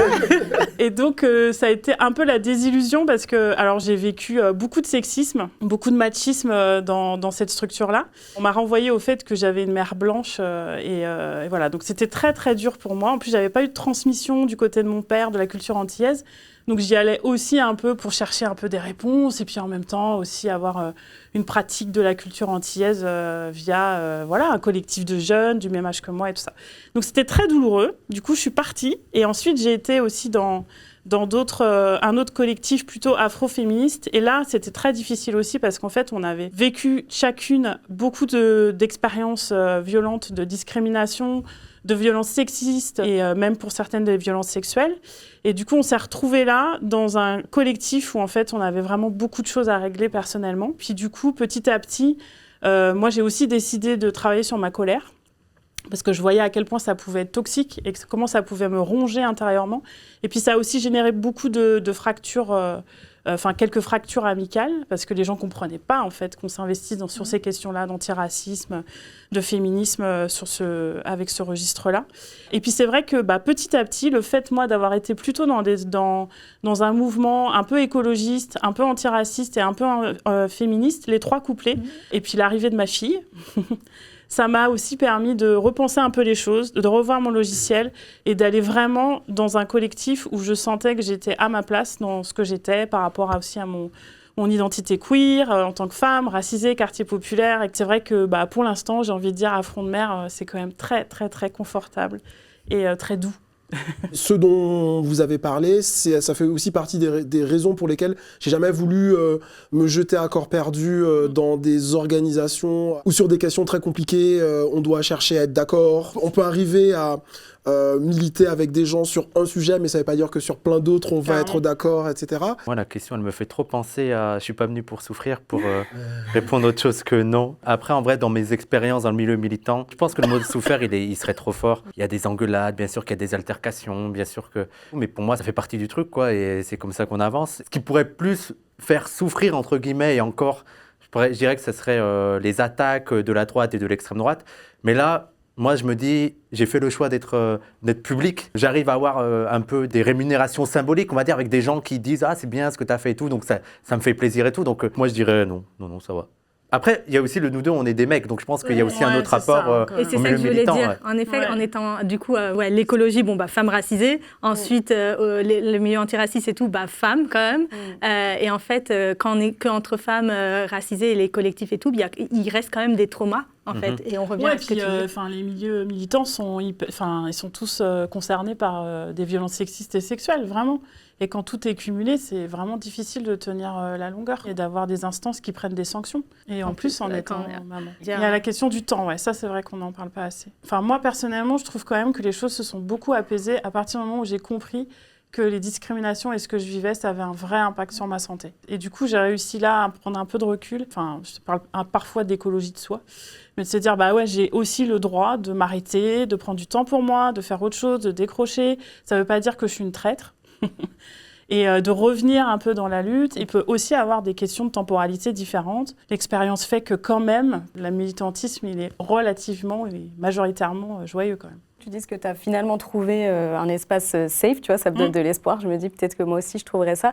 Mais comme la question c'est dans les milieux militants, moi par exemple je milite plutôt sur Internet et au final ça c'est très solitaire. Ouais. Et c'est vrai qu'il y a des moments où j'ai envie de dire, si je change la formulation, est-ce que j'ai souffert du militantisme en étant seule face aux haters, à des mecs qui m'insultent, qui me menacent de mort. Ouais. Et notamment, en tant que femme, on a des attaques spécifiques qui sont hyper sexistes et qui sont même atroces, quoi. J'ai dit, je peux pas, et il y a des moments où je décroche, où j'ai dit non, là c'est bon, pendant 2 semaines, je poste plus rien, j'en ai marre, quoi. Mais j'arrive pas à comprendre qu'est-ce qui nous empêche, au sein des milieux militants, d'avoir vraiment des instances sur notre santé, quoi. Enfin, si on veut durer dans le temps, il faut vraiment qu'on ait des espaces pour pouvoir en parler, de prendre vraiment en compte la santé militante, quoi. C'est parce que dans ces milieux-là, on fait tout gratuitement. C'est gratuit, donc quand on parle de mettre ces moyens-là en œuvre... Le fait de mettre en place des cellules comme ça, en interne, au sein d'un collectif, c'est aussi une manière de participer à l'autocritique qu'on disait au début, vraiment en questionnant l'organisation, les modes de fonctionnement, pour être plus solide en externe en fait, et vraiment tenir sur la durée, parce que le chemin est quand même long. Enfin, on a plein d'outils sur la qualité de vie au travail, la prévention des risques psychosociaux. On devrait le faire aussi au sein des collectifs militants. C'est pour ça que je parlais des moyens financiers. Ouais. Parce que là, en tout cas, de mon expérience, tout était gratuit. C'est du travail gratuit à la sueur du front, des larmes, de voyage dans la police et tout, là. Pour que, en fait, les enjeux pour lesquels on se bat, pour lesquels on lutte, au moment où ça arrive dans le débat public, en fait, c'est repris par le capitalisme, c'est mainstreamisé. Ou invisibilisé. Et on invisibilise les personnes qui ont fait dans l'ombre, quoi. J'ai trop souffert dans les milieux militants? Non, pour moi, mais est-ce que j'ai souffert de mon militantisme, de mon activisme? Ouais, la réponse, plutôt oui. Pas parce que les gens étaient méchants avec moi, ça va à peu près, mais plus dans ce que je fais de travail, par exemple, de vulgarisation historique. Ça représente des milliers de pages de bouquins lus sur l'esclavage et la colonisation et le racisme et des trucs comme ça. Et je pense que, tu parlais de santé mentale, de trucs comme ça, je pense que, oui, sur une décennie, ça a son poids, effectivement, sur ton bien-être, etc. L'antiracisme doit lutter en priorité contre l'extrême droite. Pour l'égalité, surtout. C'est dur, hein. Ouais, c'est vraiment pas facile. Non, moi je commence pas parce que je suis pas sûre de ma réponse. Il n'y a pas de réponse parfaite. Non, je sais bien, mais je me laisse le choix d'entendre les arguments pour bouger un peu. C'est la façon dont la question est posée. L'antiracisme doit lutter en priorité contre le racisme. Et je pense pas que l'extrême droite soit les seuls raciste dans notre société. Donc voilà, moi je pense qu'il faut lutter pour éduquer les gens, pour montrer à quel point le racisme il est partout, tout le temps. Et ça, il n'y a pas que l'extrême droite qui porte le racisme en France, quoi, clairement. Les espaces dans lesquels je militais, l'un des gros mots d'ordre, c'était de dire que l'ensemble du champ politique était habité par le racisme. En fait, il y avait une phrase qu'on disait souvent qui résume un peu ça, c'est « il y a la gauche, il y a la droite et il y a le sud ». Même la gauche, et en fait, c'est historiquement et même maintenant, il y a des questions de racisme. On rappelle que tout le truc sur l'islamophobie, ça a aussi été beaucoup porté par la gauche. L'histoire coloniale, ça a été beaucoup porté par la gauche. Même au sein de l'extrême gauche, il y a toujours un peu ce rapport civilisationnel aux non-blancs en France. Et nous, c'est ce qu'on dit souvent, c'est que nous, on va beaucoup taper sur la gauche. Et si vous n'arrivez pas à comprendre, c'est parce que aussi on a conscience que c'est vers la gauche qu'on a nos potentiels alliés. C'est parce que c'est nos potentiels alliés qu'on va davantage taper sur eux. Et notamment pour lutter contre l'extrême droite, il faut qu'on arrive à faire en sorte que la gauche soit carrée sur ces questions. Jean-Luc Mélenchon, pour moi, ça a été le résultat de ça. Il y a 4 ans, 5 ans sur l'islamophobie, c'était une catastrophe. Maintenant, on le trouve carré. Pour moi, c'est la manière de lutter contre l'extrême droite, c'est de faire en sorte que la gauche soit carrée sur ces questions. Et comme ça, elle va réussir à convaincre. Et aussi, nous, ce qu'on dit, c'est qu'il faut avoir une autonomie de l'antiracisme. C'est-à-dire qu'on a nos propres questions, on a nos propres sujets, on a nos propres façons de parler. Si la gauche veut qu'on avance sur le racisme, il faut aussi qu'elle nous laisse ces espaces et qu'elle n'essaie pas de détruire l'autonomie parce qu'on ne pourra avancer que d'égal à égal. On a vu le résultat de SES Racisme qui a été inféodé à la gauche, ça a donné n'importe quoi. Et on regarde dans l'histoire de l'antiracisme, des gens comme Malcolm X, comme les Black Panthers, c'est parce qu'ils ont été autonomes et qu'ils ont pu parler avec mort d'ordre que ça a pu faire avancer les causes. Les survivants du parti des Black Panthers, ceux qui n'ont pas été complètement abattus, ou ceux qui ne sont pas partis en prison, ceux qui ne sont pas devenus fous, ça a été aussi sur ça qu'on a eu une gauche de municipalité, c'est-à-dire des anciens militants qui deviennent des élus de proximité et pas une sorte de truc très à la française où la gauche vient sauver les gens, etc. Demain, il y aura dans ces militants-là peut-être en France des gens qui seront des futurs élus, des leaders et des trucs comme ça, je pense. Ouais. Moi, clairement, j'étais tout à fait d'accord avec Wissam. Il a très bien résumé ma pensée. Même l'exemple sur SOS Racisme, tu l'as dit. Et... Quand on regarde l'histoire de France avec l'alternance gauche-droite, la France, elle a été tout le temps impérialiste. Elle a tout le temps dévasté les pays du Sud. En termes de politique extérieure, ça a toujours été la même politique. Ce qu'il faut avoir d'analyse, c'est aussi de montrer comment la gauche, en étant moins conséquente et tout, elle a amené plein de gens, notamment dans les classes populaires blanches, à voter contre l'extrême droite. Et donc, il faut être intelligent contre ça. Et d'ailleurs, nous, on pense que, par exemple, tous les petits blancs, comme on les appelle, alors c'est pas du tout péjoratif, c'est pour parler des classes populaires blanches, qui votent à l'extrême droite, plutôt que d'être seulement dans la culpabilisation, il faut aussi essayer de comprendre, et comprendre ce n'est pas excuser, mais comprendre qu'est-ce qui les amène à voter, voilà, les mécanismes, ces classes populaires blanches, un sentiment d'abandon, et c'est nous, on paye ce sentiment d'abandon en fait. Et donc justement, il y a ça à travailler, et ça ne va pas être en visant eux directement, mais en visant vraiment les organisations qui ne font pas leur taf. Moi, j'avais bugué sur le mot priorité en me disant, ouais, ok, donc demain matin, extrême droite. Et puis après, je me dis, ouais, bon, alors en fait, demain matin, la gauche, comme tu l'as dit, et demain soir, l'extrême droite, quoi. Donc c'est vrai qu'il ce soir, toi. Ouais, et ce soir, c'est moi. Ouais. Ta famille, toi, ou tes amis, je pense toi. moins de moi et tout. Et c'est vrai qu'on a tendance à un peu trop oublier à quel point... la gauche a vraiment pas été à la hauteur et on les secoue pas assez en fait, quoi. Donc c'est comment on arrive à trouver des leviers pour qu'eux-mêmes se déconstruisent et qu'ils accélèrent les choses et qu'ils arrêtent de tomber dans le piège de toujours l'égalité entre les femmes et les hommes et de pas du tout prendre le champ de la lutte contre les discriminations au sérieux en fait. De toute façon, en plus dans un contexte où on n'a pas du tout de politique nationale de lutte contre les discris, à part la plateforme téléphonique là et défenseurs des droits, sinon je vois pas trop en fait. Donc ouais, la gauche et encore la gauche. Je crois en l'intersectionnalité des luttes. C'est un sujet compliqué. Ils jouent avec notre cerveau, là. Ouais, c'est clair. Il faut exprès de mettre... Alors qu'ils auraient pu être tout clairs, genre la convergence des luttes, là, ça serait plus facile. Moi, l'alliance des luttes ou les discriminations multifactorielles. Moi, ce que je comprends, c'est je crois en la nécessité donc, que les luttes soient intersectionnelles et qu'on prenne en compte tous les facteurs de discrimination et que surtout il y ait des alliances entre tous les militantismes. En fait, oui, ça j'y crois, oui. Après, est-ce que les luttes actuelles sont intersectionnelles? Non, je pense pas du tout. Si on parle par exemple du handicap, qui est une question qui est très très mal connu, je pense, de la majorité des gens qui sont valides. Moi, je pense que c'est important qu'on entende beaucoup plus les militants anti-validistes ou en tout cas qui sont concernés par le handicap. Et c'est pas moi qui vais pouvoir devenir experte de ce sujet en 5 minutes. Donc j'ai besoin d'avoir leur point de vue pour comprendre et pour justement l'intégrer dans mon militantisme à moi et moi-même aussi en parler et prendre en compte ces questions-là même dans mon quotidien et dans mon militantisme, quoi.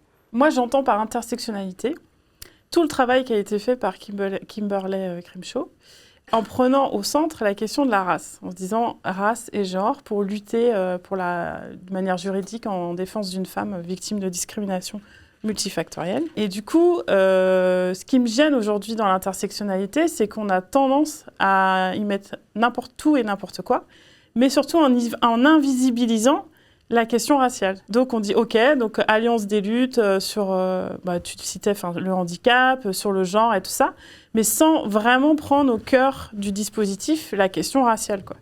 Et donc si c'est ça l'intersectionnalité, je ne crois pas en son potentiel en termes de lutte, parce qu'en fait il y aura vraiment une invisibilisation du cœur du sujet. Mais par contre, si cette dimension-là est vraiment prise en compte et au cœur du sujet, avec la dimension classe et genre, eh ben oui. Oui. Je ne sais pas si je suis très claire, mais en fait, je trouve que vraiment, il y a une dévitalisation du mot et on enlève l'histoire, la genèse en fait, de ce mot-là. Et on va avoir des féministes blanches qui se disent intersectionnelles. Moi, ça me pose question parce que du coup, il y a toute la dimension raciale qui est complètement évacuée, quoi. Et on retrouve du coup encore un mécanisme d'invisibilisation et de domination sur une terminologie qui est peut-être pas simple à comprendre, parce que quand on voit le mot intersectionnel, on se dit ça veut dire quoi ? Mais c'est quand même un croisement de plusieurs choses, quoi, et autour de la question raciale. Voilà mon point de vue.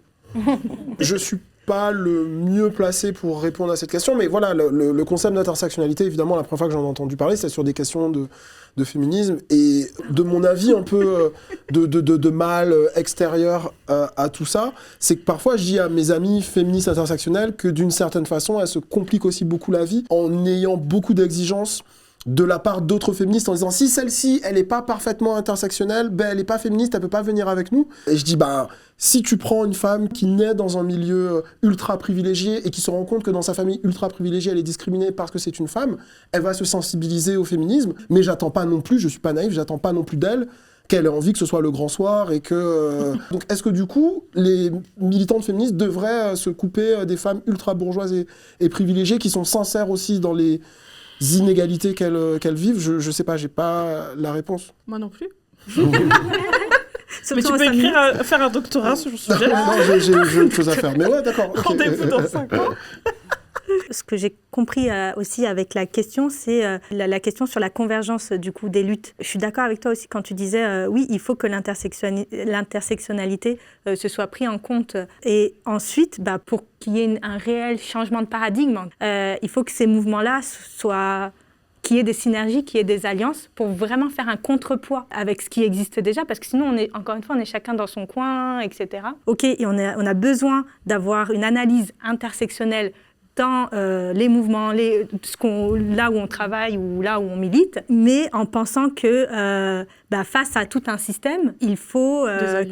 Des alliances. Et pas de la convergence. Moi, je ne crois pas en la convergence des luttes. Pour moi, c'est impossible. Et puis, il y a trop de questionnements qu'en 3 minutes, je ne peux pas les expliquer. Mais je crois plutôt aux alliances. C'est donc une multitude d'alliances qui va, à un moment donné, avec des liens en synergie, du coup, forts, faire vraiment un contrepoids. Comme interprétation de convergence, moi, ce qui m'embête un peu, c'est que en fait, c'est devenu un mot d'ordre qu'il faudrait remplir absolument, sans se questionner d'abord sur les conditions. Je me rappelle avec les Gilets jaunes qui disaient « mais ils sont où les quartiers, convergence ?» alors qu'on a l'impression « mais vous nous avez oubliés pendant des années, et d'un coup, vous voulez la convergence ». Il y a un problème dans la gauche, c'est qu'elle ne donne pas les conditions d'organisation, que ce soit de l'antiracisme, des quartiers et tout, et en même temps, ils veulent que les quartiers convergent avec eux, alors qu'on n'est même pas organisés nous-mêmes, vous les conviennent. C'est pour ça que nous, on met en avant l'autonomie de l'antiracisme, et je pense que c'est pas forcément obligé d'être dans la convergence. Il y a un truc que j'aimais bien de Cédric Carré qui disait qu'on peut être parfois ensemble, mais aussi parfois à côté. On fait les trucs chacun de notre coin, je veux dire, et parfois même contre. Je veux dire, il y a des trucs, on peut être contre, et c'est comme ça que ça va faire avancer. Après, sur l'intersectionnalité, moi j'ai dit non parce que, en fait, nous, on a des critiques sur la notion d'intersectionnalité. Le problème, c'est que l'intersectionnalité, c'est devenu le synonyme d'articuler. Si on critique l'intersectionnalité, on critique la nécessité d'articuler. Sauf que, du point de vue théorique, l'intersectionnalité, c'est juste une manière de concevoir les articulations. Le terme intersectionnalité date des années 90. Avant les années 90, il y avait des militantes, femmes noires, qui pensaient comment articuler le fait d'être femme, d'être noire. Ouais, La coordination des femmes noires. Ouais, voilà. Et il y a aussi d'autres notions. Il y a consubstantialité de Daniel Cargoat. Il y a des riches débats dans la théorie. Et moi, j'ai aussi mis non parce que j'ai l'impression que ça fait 10 ans, c'est devenu un peu une injonction. Faut que votre lutte soit intersectionnelle. Et nous, on nous l'a souvent reproché quand j'étais militant, notamment au PIR et tout. C'était, donc le PIR, c'est le Parti des indigènes de la République. On nous disait, ah, vous parlez de race, mais la classe là-dedans, et le féminisme là-dedans, et l'homophobie là-dedans. Et on est en mode, mais attends, déjà, s'il y a une lutte qui n'est pas légitime en France, c'est la question du racisme. On ne peut même pas dire blanc, on ne peut même pas dire race. Donc avant d'articuler, laissez-nous parler en fait. De toute manière, on va parler d'homophobie, mais à travers la lecture de la race. On va parler de féminisme à travers la lecture de la race. Et je pense aussi que c'est hypocrite parce que tout le monde fait des choix. De toute façon, on ne peut pas être partout. Genre, on ne peut pas lutter contre tout, partager notre temps. 30% je vais lutter contre la classe, 30% je vais lutter contre la race et 30% contre le genre. On est obligé de faire des choix. Et ben, après, c'est pas grave. C'est juste après, on va se rencontrer parfois et tout. Mais il faut assumer que nous, on va se centrer sur le féminisme. Après, en se centrant sur le féminisme, on peut s'intéresser à on peut articuler. Mais ça va être ça notre angle de vue. Donc c'est pour ça que j'y crois pas trop en mode, c'est pas possible d'être dans la lutte totalement intersectionnelle. Après, bien sûr qu'il faut articuler. Et des alliances, oui. Oui, bien sûr. Donc on est d'accord avec ça. Je me suis construit ou construite politiquement grâce au mouvement américain. De hip-hop ou de... Je suis trop nul en anglais pour pouvoir. Ça joue, hein. Je suis ça, trop c'est nul sûr. en anglais. J'ai un peu hésité parce que quand même mes premières références ça a été des auteurs américains, mais c'était pas dans l'antiracisme, notamment Noam Chomsky qui m'a beaucoup,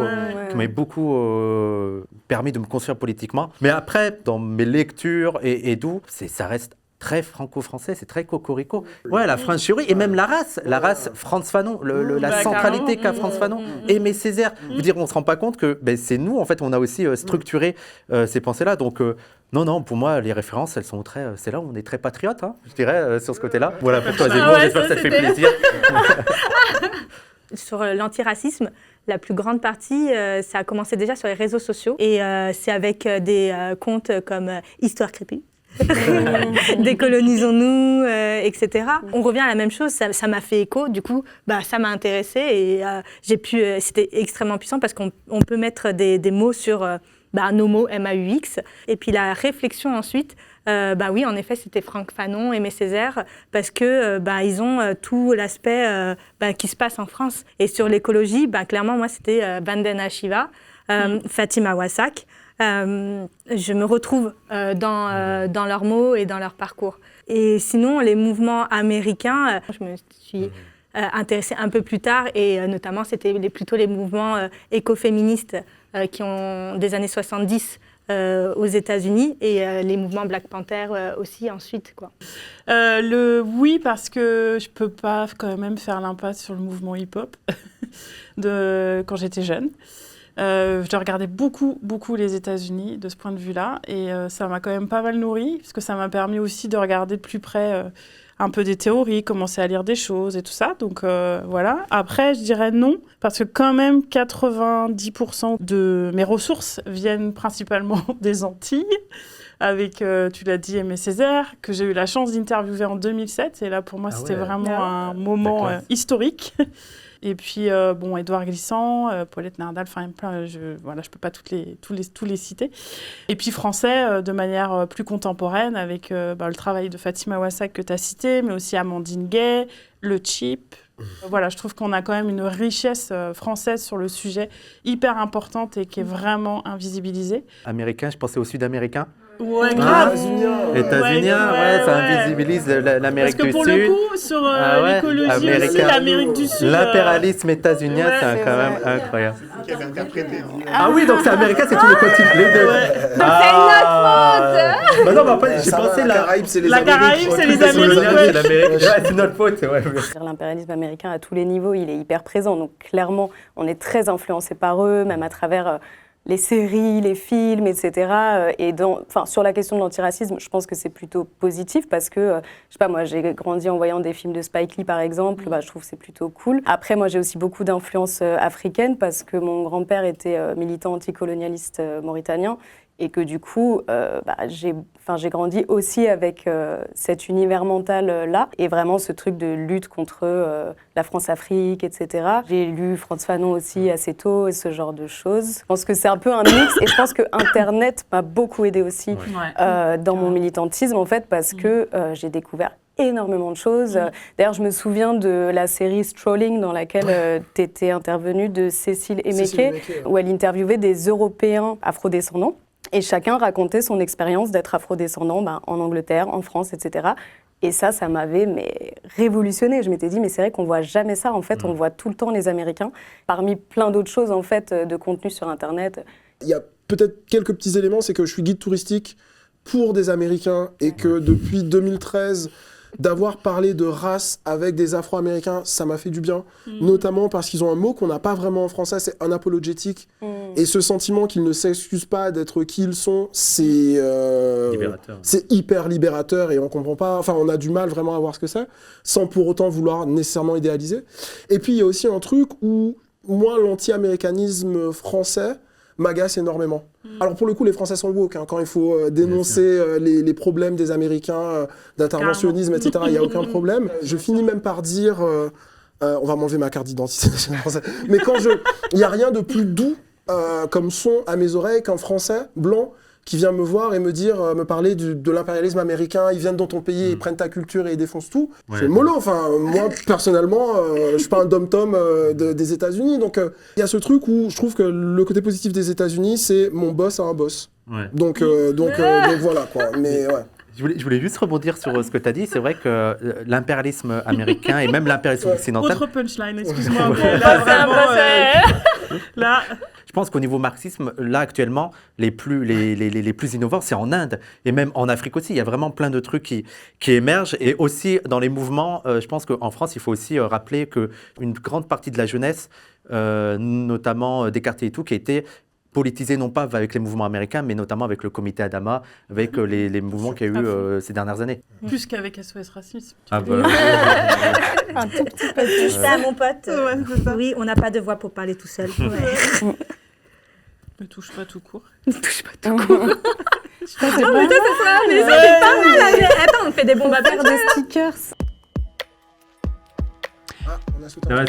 La France a progressé en matière de lutte contre les discriminations raciales depuis les années 80.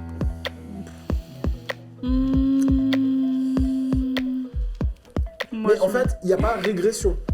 Il n'y a pas moi. Il n'y a pas... Non, je pense pas à une régression, mais je pense à quelque chose de... Non, mais en fait, je comprends ce que tu veux dire. Moi, justement, la France, j'ai pas pris les institutions, j'ai pas pris l'État et tout. Oui. J'ai pris le mouvement antiraciste politique. Dans le pays. Il y a toujours l'hommage à faire aux anciens militants, à l'historique des luttes de l'immigration et tout.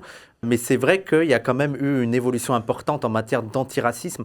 Parce que, alors dans les années 80, il y avait énormément de mouvements, mais pas assez structurés, notamment pour résister par rapport aux récupérations de la gauche. Et je trouve que depuis les années 2000, il y a eu un renouveau. Et surtout, on n'hésitait plus maintenant à parler de race, en fait, de race, de blanc, de noir, ce qui était encore un peu difficile dans les années 80, où c'était assez les immigrés. Et en plus, maintenant, on a l'impression qu'on est fils d'immigrés ad vitam aeternam. Donc, moi, je dirais que, il y a plutôt une progression. Et même, je pense qu'il faut aussi traduire la montée de l'extrême droite et la montée du racisme. Alors il y a plein de... Voilà, en réaction. C'est un backlash, Voilà, okay. Il y a une sorte de backlash comme ont connu les féministes. Plus on va être antiraciste, plus le suprémacisme blanc va se faire violent. Surtout après le comité Adama, il y a eu un backlash de ouf. Mais pour pas désespérer, il faut se dire que ça avance, et quand on voit, par exemple, sur la question de l'islamophobie, où peu à gauche maintenant nie l'islamophobie et tout, c'est quand même une avancée. Alors, pas au niveau des institutions. Qu'est-ce que tu entends par le mot race? Ouais, expliquez. Les catégories sociales, les manières dont les personnes sont perçues. Nous, on pense la race comme une relation sociale.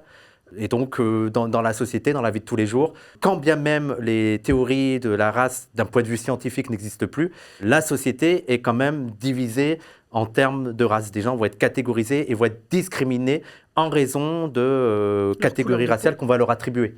J'ai un peu bougé parce que tu m'as donné un peu d'optimisme dans ce que tu disais. Donc, est-ce que ça a évolué dans un sens positif par rapport aux années 80? Je pense que oui, parce que déjà la France a changé déjà de faciès entre 82 et 2022-3, il s'est passé nous. Parce qu'en fait, ce qui m'a fait me mettre vraiment plutôt vers le 1, c'est que les institutions avancent, mais très, très, très lentement, voire même reculent. Mais là où je reste pas complètement satisfait, c'est que je pense que le militantisme et l'éducation, c'est une partie du travail, mais que les représentations populaires, ce qu'on voit au cinéma, à la télévision, etc., je pense que ça a beaucoup plus d'impact que plein de discours et de théories et de... Et c'est pour ça que je me suis mis moi en neutre, parce qu'en effet, les institutions, vraiment pas plus que ça. Mais en effet, force est de constater que, bien sûr, qu'il y a eu dans les luttes notamment, il y a une avancée. Et c'est notamment ce que tu disais, c'est le backlash qu'il y a. Dès que le progrès social avance trop, il y a un backlash. Et moi, en fait, la première pensée qui m'est venue à l'esprit quand j'ai lu la question, elle était beaucoup plus personnelle. J'ai essayé de ne pas trop faire trembler ma main, mais en fait, c'est mon fils. Et en fait, il est allé à l'école et dès la première année de maternelle, en fait, c'était les mêmes remarques qu'il a eues quand moi, j'ai les mêmes remarques racistes qu'il a eues. Excusez-moi, je perds les mots, parce que tout de suite, en fait, mon enfant... Je reprends. Le fait qu'il ait les mêmes remarques que j'ai eues moi-même, je me dis, mais en fait, il faut combien de générations pour juste qu'il n'y ait plus de microagressions à 3 ans? En plus, en étant parfois au sein d'une collectivité et tout ça, je vois des mécanismes de reproduction de schémas de domination qui ne sont pas forcément toujours très déconstruits, y compris dans une ville de gauche. En fait, poser cette note-là vis-à-vis de la France, c'est aussi poser un acte en disant que je reste ultra vigilante.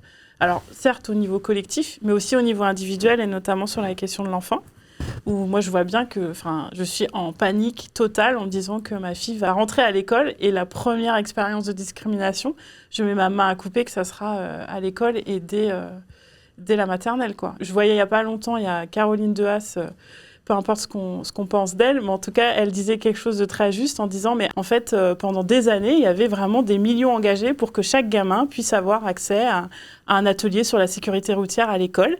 Mais moi, je veux exactement la même chose, elle disait, sur l'éducation à l'égalité, à la sexualité.